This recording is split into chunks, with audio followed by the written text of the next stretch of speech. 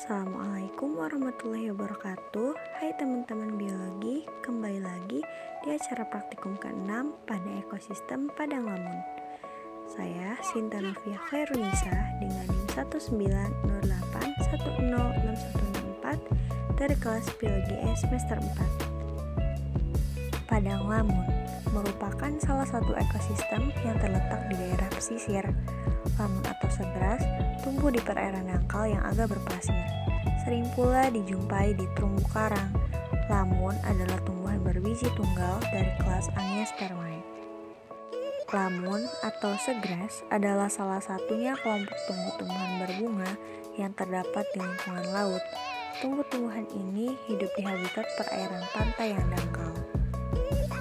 Ekosistem Padang Lamun sendiri merupakan suatu ekosistem yang kompleks dan mempunyai fungsi dan manfaat yang sangat penting bagi perairan wilayah pesisir.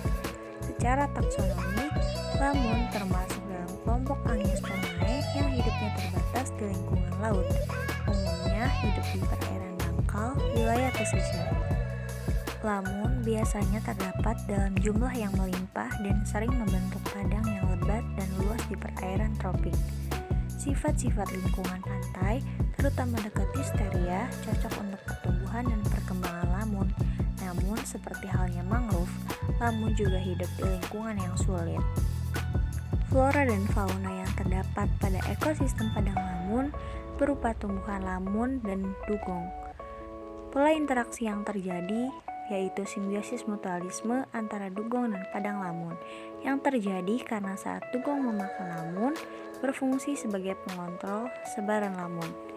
Kemudian, kotoran yang berasal dari dugong sendiri nantinya akan berguna sebagai bahan perkembangan lamun. Padang lamun merupakan habitat bagi beberapa organisme laut. Hewan yang hidup di padang lamun ada yang sebagai penghuni tetap dan ada pula yang bersifat sebagai pengunjung.